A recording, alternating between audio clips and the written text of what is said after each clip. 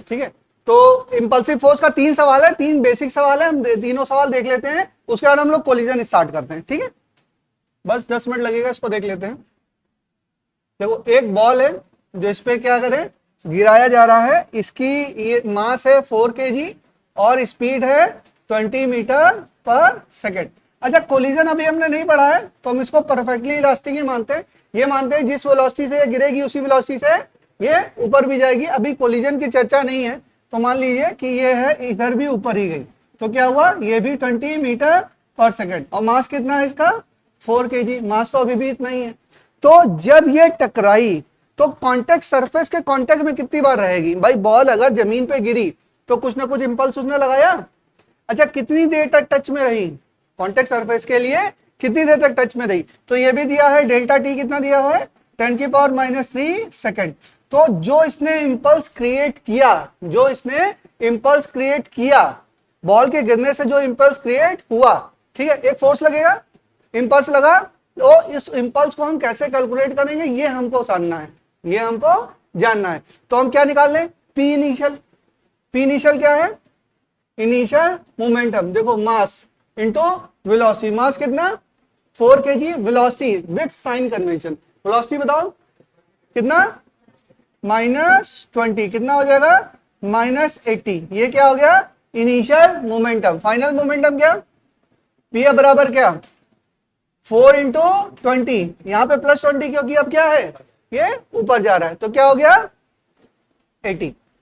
ठीक है, अब एफ इंपल्स होता क्या है, एफ इंपल्स बराबर delta P upon delta T, बराबर क्या हो जाएगा P F minus P I upon delta T. तो पी एफ कितना 80 -80 upon 10⁻³ this is equal to 160 upon 10⁻³ या इसको 160 इंटू 10⁻³ या इसको कह सकते हैं 160 किलो न्यूटन। फोर्स की यूनिट क्या न्यूटन, तो कितना लगा 160 किलो न्यूटन या 160 इंटू 10⁻³ न्यूटन। बिल्कुल बेसिक सवाल, समझ में आया सबको।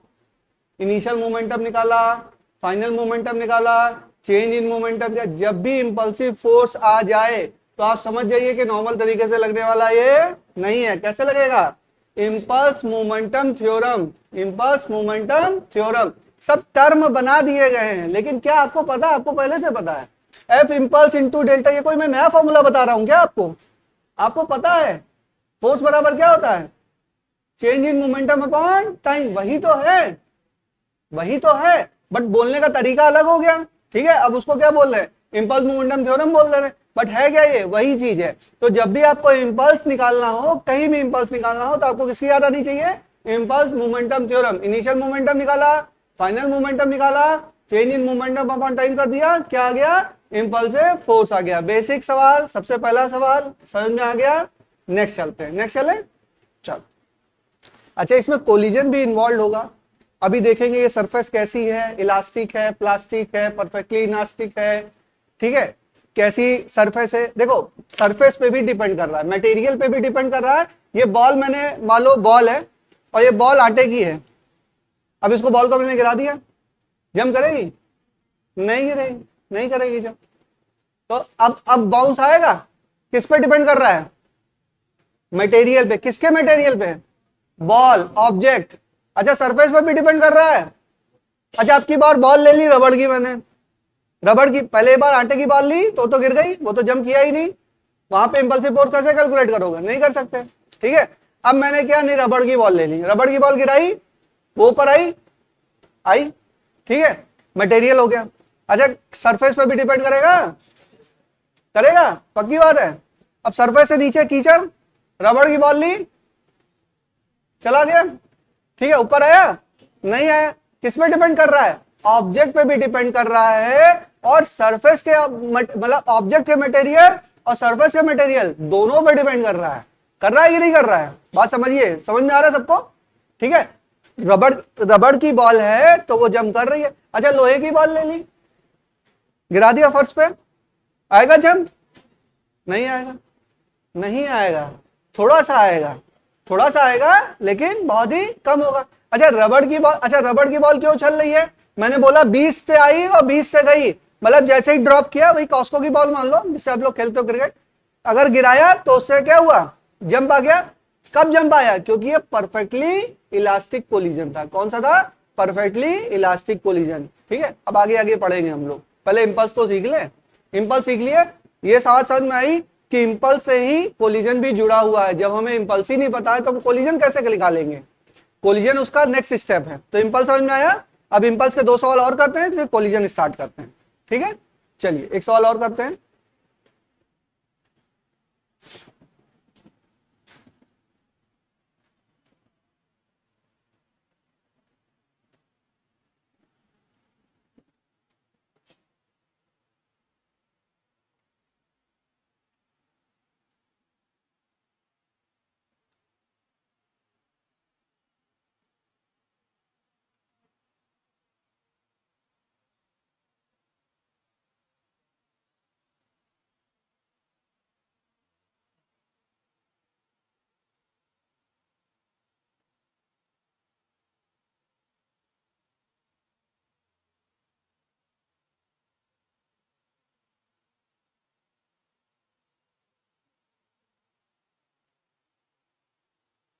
चलिए ये क्वेश्चन मैंने दिया था, क्या किसी बच्चे ने किया?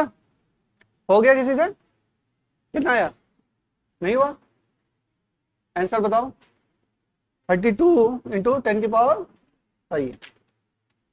और किसी ने किया? हाँ, कितना आंसर? 32 गुणे 10 की पावर 3। और किसी से? नहीं, बिल्कुल नहीं, पढ़ने में मन नहीं लग रहा। चलो पढ़ने में मन लगाइए और ये मत सोचिए कि बायोलॉजी पढ़ के हो जाएगा या केमिस्ट्री पढ़ के हो जाएगा, फिजिक्स छोड़ देंगे तो भी हो जाएगा। नहीं होगा, बिल्कुल नहीं होगा, 100% नहीं होगा सिलेक्शन। एमबीबीएस तो भूल ही जाइए। हाँ, बच्चों को थॉट आता है। अच्छा, हम आसान चीजों के ऊपर ज्यादा अडॉप्टिव होते हैं, कुछ समझ में आने लाओ वही पढ़े। बायोलॉजी में है ही क्या, इंग्लिश को हिंदी में कन्वर्ट कर देना है और क्या है, इंग्लिश को हिंदी में कन्वर्ट करके समझा देना है। बहुत ज्यादा नहीं टफ है बेटा, मतलब बहुत ज्यादा कॉन्सेप्ट नहीं, कॉन्सेप्ट हैं लेकिन वो क्या है, हिंदी की चीजें इंग्लिश की चीजें उसी को थोड़ा सा रिफाइन वे में आपको समझा देना है। लेकिन फिजिक्स पढ़ने के लिए थोड़ा आपको वो चाहिए, ब्रेन अप्लाई करना पड़ेगा आपको कहीं ना कहीं। तो बिना इसको पढ़े कल्याण नहीं है, तो करना ही करना है। चलिए इसको देखते हैं। मैंने बोला नेट मोमेंटम, क्या निकालना है? Net momentum. बताइए। तो ये देखिए, ये बॉल जा रही है तो ये यहां पे आके कहीं हुआ, टकराई और उसके बाद इधर मूव कर गई। तो इनिशियली इसकी वेलोसिटी कितनी है बेटा? इस डायरेक्शन में है ना, 10 मीटर पर सेकेंड।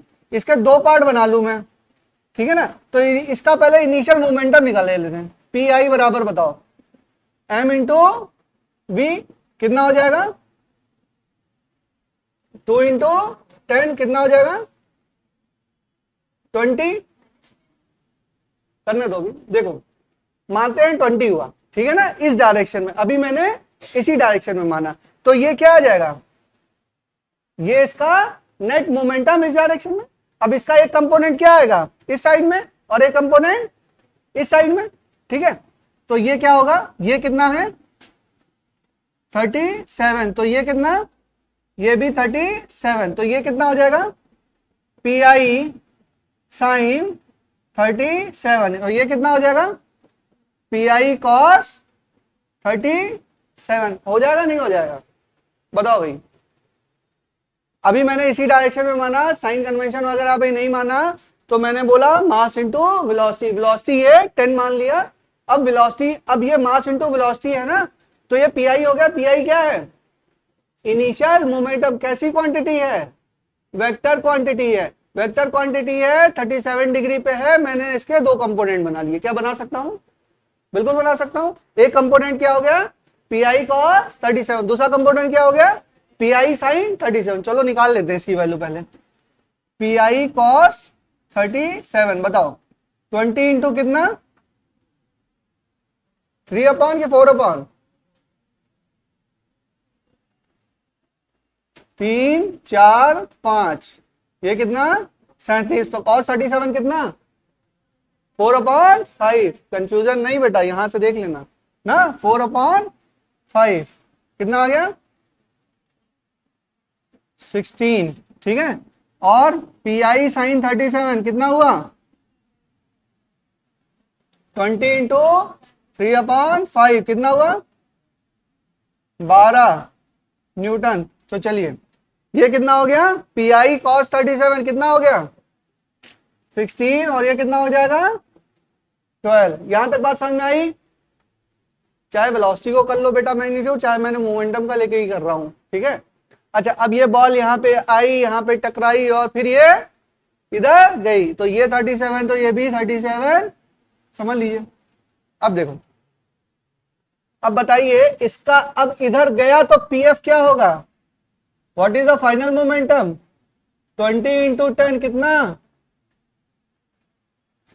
अरे 2 इंटू 10 कितना 20। अभी डायरेक्शन किधर है इधर, इसके भी दो कंपोनेंट होंगे, होंगे कि नहीं होंगे। तो एक कंपोनेंट क्या होगा इस डायरेक्शन में, ये क्या हो जाएगा PF cos 37 और ये क्या हो जाएगा PF sin 37। सही आ रहा है, हाँ सही है। इसकी वैल्यू कितनी 16 और इसकी वैल्यू कितनी 12। बात समझ में आ गई।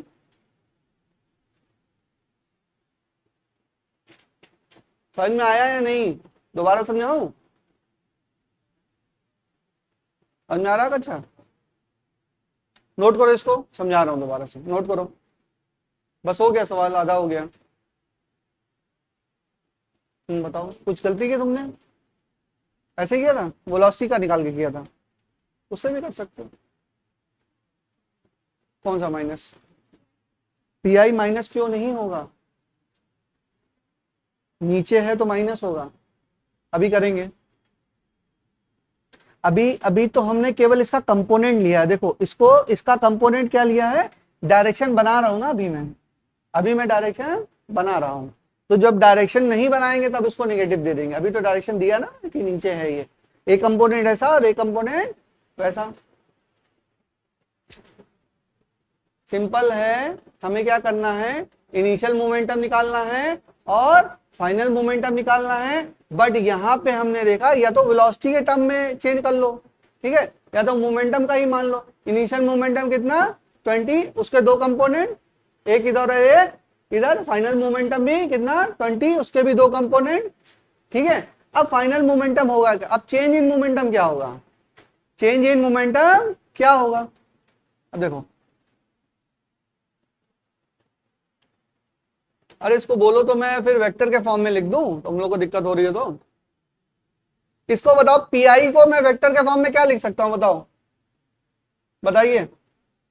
PI बराबर 12I cap minus 16J cap. लिख सकते हैं नहीं लिख सकते हैं, वेक्टर याद है सबको। इधर कितना 12, इधर कितना 16, तो 16 की -16 -16 मतलब -J, -16 भी नहीं 16, और किस डायरेक्शन में -J, ठीक है। हो गया, ये PF वेक्टर लगा दो। PF बताओ इधर कितना 12I कैप प्लस 16 के -16 प्लस 16J कैप। अब बात समझ में आ गई, समझ में आई या नहीं। अब चेंज इन मोमेंटम निकाल सकता हूं, निकालो। इसको मिटा लूं, नोट हो गए।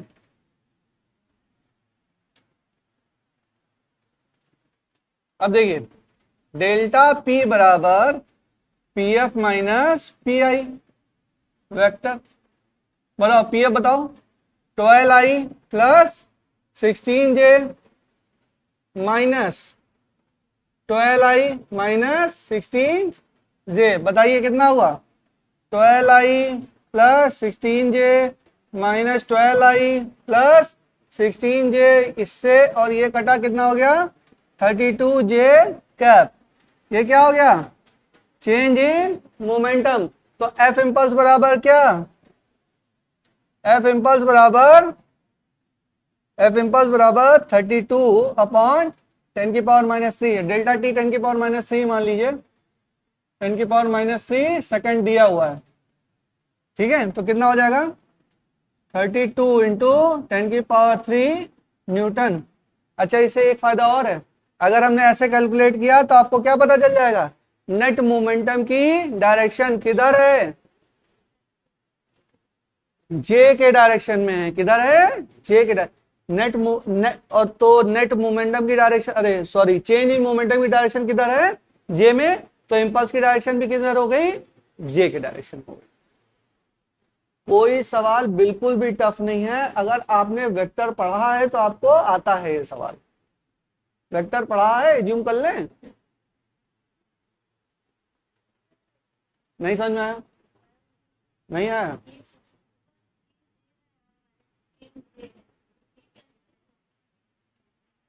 अरे अलग अलग करना है, अब इसको टोटल रिजल्टेंट होना लिखना है। ये क्या है, ये है पी आई, इसकी वैल्यू है 12, इसकी वैल्यू है 16। मुझे पी आई वेक्टर लिखना है, क्या लिख दूं, बोलो क्या लिख दूं। उनका मैंने एडिशन करना बोला है क्या तुम्हें, वहां पे एडिशन थोड़ा ना करा रहा हूं। इस वेक्टर को, पी आई वेक्टर को मैं क्या लिख सकता हूं, 12i माइनस 16j। उसके बाद कौन सा वेक्टर है, एक वेक्टर है ये पी एफ, ये कितना, ये 12 और ये 16 और ये भी 37 जो भी था। ठीक है, अब ये पी एफ वेक्टर है, इसको मैं लिख रहा हूं, क्या लिख दूं, 12i प्लस 16j। एडिशन के लिए थोड़ा बोल रहा हूं, कहां पे एडिशन है, P I plus P F मैंने बोल रहा हूं, या पी एफ माइनस पी आई निकालना है, P I plus P F निकालना है जो एडिशन करना है, बताओ। वेक्टर देखा बच्चों, मन में करने लो, ऑब्जेक्टिव तो क्लियर होना चाहिए। आपका ऑब्जेक्टिव क्या है, आपका ऑब्जेक्टिव है final momentum minus initial momentum. Final momentum निकाला, जहां मोशन हो रहा है वेलोसिटी है, वेलोसिटी में मास से मल्टीप्लाई कर दिया तो मोमेंटम आ गया, कहानी खत्म। उसका एक डायरेक्शन होगा, momentum is a vector quantity, उसके क्या है, दो कंपोनेंट है, हमने निकाल लिया। उसके बाद देखा फाइनल मोमेंटम, फाइनल मोमेंटम की दो कंपोनेंट है भाई, हमने उन दोनों को निकाल लिया। फिर हमने क्या किया, चेंज इन मोमेंटम निकाल लिया, change in momentum upon time कर दिया, क्या आ गया, इंपल्सिव फोर्स, कहानी खत्म। ठीक है, बहुत सिंपल सवाल है, स्टेप बाय स्टेप करते रहिए। आगे चलें, चलो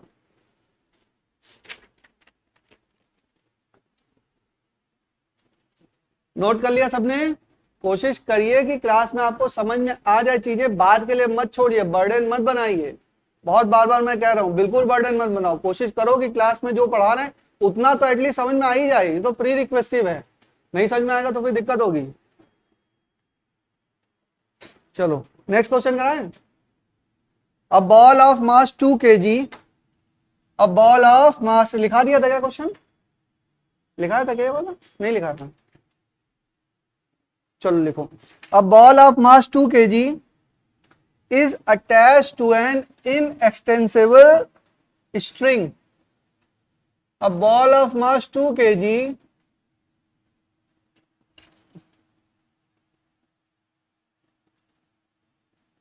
is attached to an inextensible string. Inextensible string का मतलब क्या, स्ट्रिंग एक्सटेंड नहीं हो रही, ठीक है। The ball is release from the position as shown, the ball is release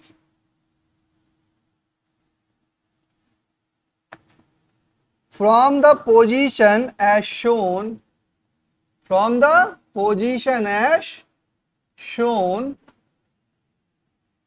find the impulse, find the impulse imparted by the, find the impulse imparted, IMPARTED, imparted by the string, by the string to the ball, string to the ball immediately after the spring, immediately after the spring become taut, become, देखिए आपको यही शब्द मिलेगा फिर आप confuse होंगे, क्या, string become taut, taut मतलब tight, it's a physics language, ठीक है, स्ट्रिंग बिकम टाउट। चलिए सॉल्व करिए। कल आप लोगों ने देखा मोरबी में एक बहुत दुखद घटना हुई, पता चला आप लोगों को? झूला गिर गया, नहीं पता चला? अच्छा, मतलब बहुत पढ़ रहे हैं आप लोग। मोरबी में एक दुर्घटना हुई है, तो उसमें हुआ यही है। रेजोनेंस का कॉन्सेप्ट आप लोग जानते होंगे, मैं पढ़ाऊंगा अभी आप लोग को। आप जब जैसे जो वो होते हैं ना, आर्मी के पर्सन होते हैं, तो जब वो चलते हैं, पुल क्रॉस करते हैं, तो वो उनकी जो कदम ताल होती है ना, उसको तोड़ दिया जाता है, ब्रेक कर दिया जाता है। मतलब जो जैसे कदम से कदम मिला के चलते हैं ना आर्मी के जवान, लेकिन जब पुल पुल पे पहुंचते हैं तो उनकी जो वो लाइन होती है उसको ब्रेक कर दिया जाता है, मतलब वो डाइवर्ट होके फिर चलते हैं, कदम से कदम मिला के नहीं चलते हैं। क्योंकि जब मैं आपको रेजोनेंस कराऊंगा तो बताऊंगा कि हर एक ऑब्जेक्ट की एक नेचुरल फ्रीक्वेंसी होती है, हर एक ऑब्जेक्ट की अपनी एक नेचुरल फ्रीक्वेंसी है। जैसे बिल्डिंग है ना, इसकी भी एक नेचुरल फ्रीक्वेंसी है, और जब कोई चीज ऑसिलेशन में होती है तो वो भी एक फ्रीक्वेंसी क्रिएट करता है। तो अगर किसी बॉडी की नेचुरल फ्रीक्वेंसी और हमारे द्वारा क्रिएट किए गए ऑसिलेशन की फ्रीक्वेंसी अगर मैच कर जाती है तो रेजोनेंस क्रिएट हो जाता है, और रेजोनेंस क्रिएट होने पे बहुत बड़ा डिस्ट्रैक्शन होता है। मतलब ये यहाँ पे होता है एफ नॉट। एफ नॉट पे क्या होता है, ये मैग्नीट्यूड होता है समथिंग, तो वो क्या होता है, मैग्नीट्यूड ऑफ ऑसिलेशन एकदम से बढ़ जाता है, मैग्नीट्यूड ऑफ ऑसिलेशन एकदम से बढ़ जाता है। उससे क्या होता है, एकदम से डिस्ट्रैक्शन हो जाता है। जो मोरबी की कल घटना हुई है उसमें यही हुआ है। वो झूला, पहली बात तो उसकी स्टैंड बहुत कम थी, 100 लोग थे, 500 लोग उस पर चढ़े हुए थे।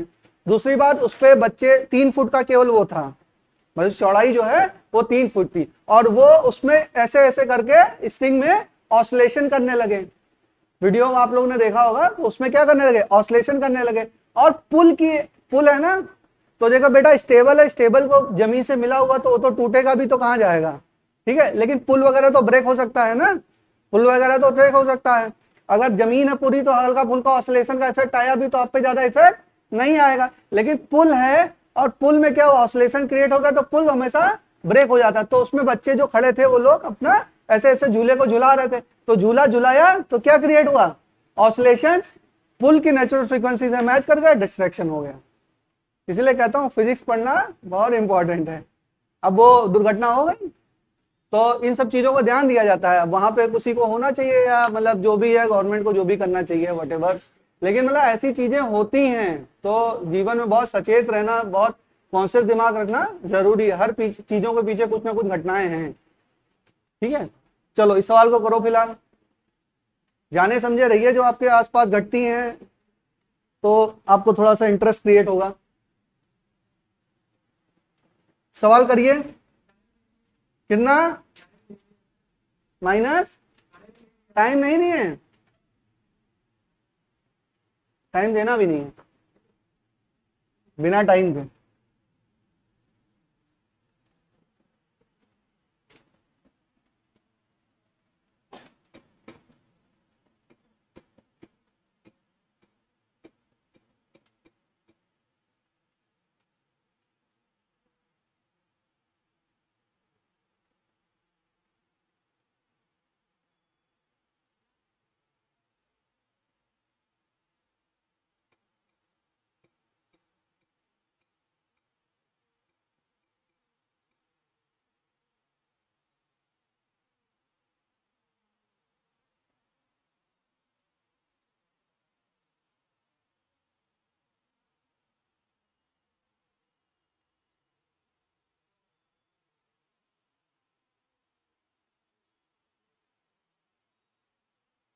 करिए सवाल करिए आप लोग।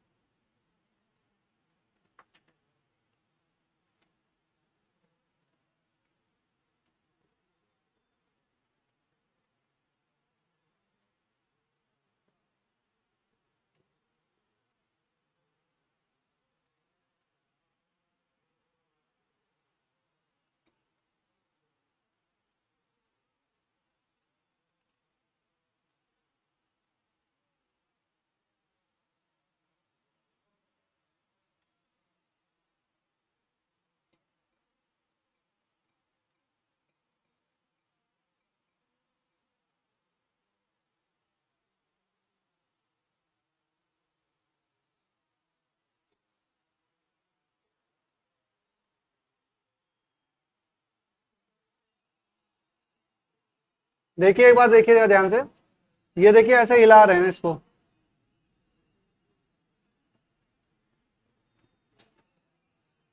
देखिए ऐसे इस बच्चे को देखिए, दोनों हाथ से पकड़ रखा है और पूरा इसमें क्या किया इसने, ऑसिलेशन क्रिएट किए।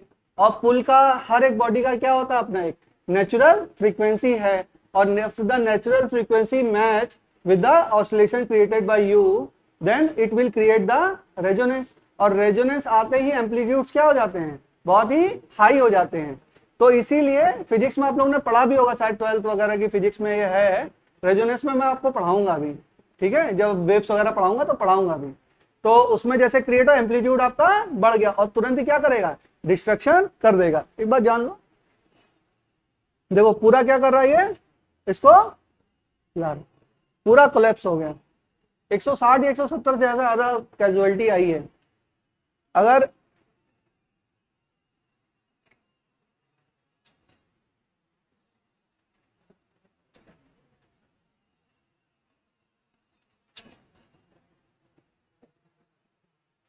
चलिए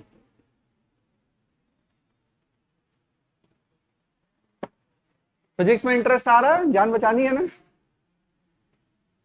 चलिए गाड़ी चलाना आप लोगों को सिखा दिया मैंने, रेजोनेंस से बचाना सिखा दिया, आगे हीट वीट पे चलेंगे तो और भी चीजों से बचाऊंगा। चलो देखो इसमें करना क्या है, मैं बताता हूं इसमें करना क्या है, बात समझिए। मैंने क्या आप लोगों ने फॉर्मूला पढ़ा, एफ इम्पल्स बराबर change in momentum upon time. अच्छा इसमें टाइम नहीं दिया, इसमें इम्पल्स निकालना है। क्या निकालना है, इम्पल्सिव फोर्स नहीं निकालना है। क्या क्वेश्चन में क्या है, find the impulse, find the impulse imparted by the ball. तो इम्पल्स क्या होता है, एफ इंटू डेल्टा टी बराबर क्या है, डेल पी। ये है क्या, यही तो इम्पल्स है। तो इम्पल्स का मतलब क्या है, हमें चेंज इन मोमेंटम ही तो चाहिए, तो टाइम की जरूरत कहां है, क्वेश्चन में लिखा है वही लिखा है, ठीक है। अब बताओ जब ये यहां पर है तो इनिशियली कहां पे है, बॉडी रेस्ट पे है, तो मास इंटू वेलोसिटी, कितनी वेलोसिटी इसकी हुई, वेलोसिटी कितनी हुई, 0 हुई। जब इसकी वेलोसिटी 0 है, ये कहां से आ गया, ठीक है, इसकी वेलोसिटी 0 है। अच्छा देखो स्ट्रिंग है, तो ये कहां पे, किसी सॉलिड ऑब्जेक्ट पे लगा हुआ है, और यहां से मैंने क्या किया, बॉल को ड्रॉप किया। तो ये कैसी बॉल कैसा ड्रॉप हो रहा है, मोशन अंडर द ग्रेविटी। बेटा कोई इफेक्ट है, टेंशन है, अभी तो लूज है ना स्ट्रिंग, अभी ये स्ट्रिंग कैसी है, लूज है, तो बॉल कैसे गिरेगी, motion under the gravity, motion under the gravity.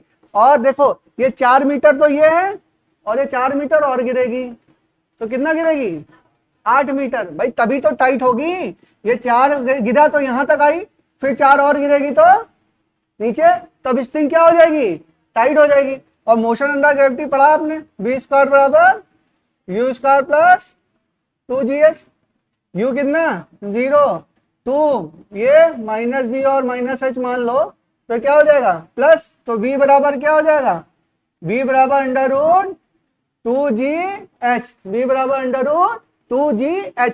तो जब स्ट्रिंग टाउट हो गई यानी कि टाइट हो गई, तब इसकी वेलोसिटी कितनी हुई बताइए, v फाइनल बराबर बताओ, या v बताओ, v बराबर under root 2 into 10 into H कितना 8, कितना हो गया अंडर रूट 160, ये हो गया, ठीक है ना। और क्या होता है इम्पल्स, इम्पल्स बराबर एफ इंटू डेल्टा टी बराबर चेंज इन मोमेंटम। बताइए पी एफ माइनस पी आई, पी एफ कितना, मास कितना है इसका, मास नहीं दिया क्या, 2 kg, कितना है 2 kg, तो क्या हो जाएगा 2 into under root 160 minus 2 into 0, answer कितना 2 into 160, this is the answer. आ गया इम्पल्स, आ गया आपका इम्पल्स आ गया, क्या आएगा केजी, इम्पल्स की यूनिट हाँ कितनी, केजी मीटर पर सेकेंड। अच्छा यहां से भी निकालना है, थोड़ा देख लें कंफ्यूजन तो नहीं हमको। एफ डेल्टा टी, इसकी यूनिट बताइए, फोर्स की कितनी होती है, मीटर, केजी मीटर पर सेकेंड स्क्वायर इंटू सेकेंड, क्या आ गया केजी मीटर पर सेकेंड। और ये किसके बराबर है, मास इंटू वेलोसिटी, ये क्या हो गया केजी, और इसका क्या हो जाएगा मीटर पर सेकेंड। तो हमने देखा कि एफ डेल्टा टी और एम वी इन दोनों की यूनिट क्या है, सेम है, तभी तो इक्वेशन ट्रू है। सेम नहीं होते तो इक्वेशन ट्रू कैसे होती ना। सिंपल सवाल, बहुत छोटे छोटे सवाल आएंगे। इंपल्स कहीं भी आपको दिखे तो आपको क्या करना है, चेंज इन मोमेंटम का फॉर्मूला लगा देना है। इंपल्सिव फोर्स कैलकुलेट करना है तो वहां पे भी इंपल्स मोमेंटम थ्योरम लगा देनी है। इसमें याद करने जैसा कुछ नहीं है बेटा। F बराबर ma आपको पता है, F बराबर del P upon del T आपको पता है, कोई नई चीज नहीं बता रहा हूं, ज्यादा चीज दिमाग में रखनी ही नहीं है। बस ये है कि इंपल्स का कहीं दिखा आपको तो आपने चेंज इन मोमेंटम वाला कॉन्सेप्ट लगा देना है। Very simple. F बराबर ma बचपन से पढ़ते आ रहे हैं, छठे सातवें में पढ़ा दिया जाता है ना, 6 क्लास नहीं 7th 8th में पढ़ा दिया जाता होगा। 9th में आया है, अरे नहीं 9th में आया, चलो कोई बात नहीं। तो 9th भी पढ़े, बहुत दिन हो गए होंगे, पढ़ ही लिए होंगे आप लोगों ने। F बराबर ma सबने पढ़ा है ना, बस सेम चीज, ज्यादा चीजें याद करने वाली है ही नहीं बेटा, बहुत कम। चलिए अब कोलिजन स्टार्ट करते हैं। ये समझ में आ गया, क्या बात है, नहीं समझ में आया बताओ, हाँ बोलो। मैं देख रहा हूं तुम लोगों को, तुम लोग थोड़ा थोड़ा वो होते जा रहे हो, नहीं समझ में आ रहा है तो छोड़ते चले जा रहे हो। सब समझ में आता है मुझे ना, छोड़ना नहीं है।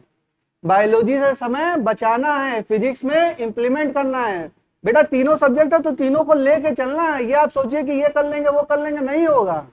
अगर आपका टारगेट है, देखो फॉरेन जाके एमबीबीएस करना है तो अलग बात है, क्वालिफाई करना है तो क्वालिफाई तो पिछले साल भी लगभग सारे बच्चे कर गए थे मेरे, 2-3 बच्चों 4 बच्चों को छोड़ गए। 20 बच्चे थे, 20 में 12-14 बच्चे क्वालिफाई तो सभी थे, जो भी थे क्वालिफाई तो कर ले जाओगे। फॉरेन जाके करना है तो कोई बात नहीं है, 117 नंबर चाहिए तो।